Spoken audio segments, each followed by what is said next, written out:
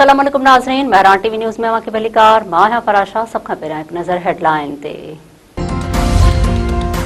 अमरीकी सदर Donald Trump चयो आहे त ईरान सां झड़पुनि बावजूद जंगबंदी बरक़रार आहे। ईरान सां ॻाल्हियूं जारी आहिनि। ईरान सां कंहिं बि वक़्तु मुआहिदो थी सघे थो। अमरीकी सदर दावा कई त अमेरिका जा 3 डिज़ास्टर जहाज़ कामयाबीअ सां आबनाई हुर्मुज़ पार करे विया आहिनि।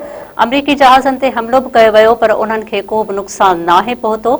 नंढनि ॿेड़ियुनि खे बि तबाह कयो वियो आहे। ईरानियुनि जी हुकूमत जूनूनियुनि जे हथनि में आहे। ईरान डील वारे मुआहिदे ते बेत न कई बैयत ईरान डील वारे मुआहिदे ते बैयत न कई त अमेरिका इंतहाई शदीद हमला कंदो।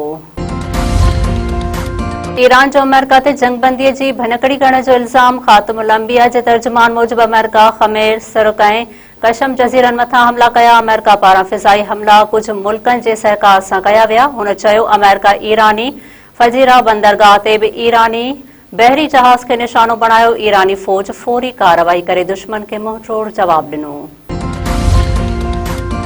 सलामती काउंसिल में रूस अमेरिका जी पेश कयल ईरान मुख़ालिफ़ करारदाद खे रद्द करे छॾियो। रूसी नुमाइंदे करारदाद खे वाशिंगटन जी छिड़ ॾियारींदड़ कोशिश करार ॾींदे चयो आहे त उन जो मक़सदु बहरान जे असल सबबनि खे नज़रअंदाज़ करे ईरान खे अकेलो करणु आहे।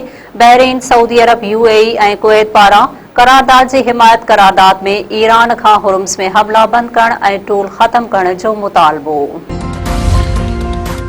सन भरिसां इंडस हाईवे तां हिकु ॼणे जो लाश मिलियो। ॼाम शोरो 7 इंडस हाईवे तां मोटरवे पुलिस खे हिकु शख़्स जो लाश मिलियो। सुञाणप न थी सघी।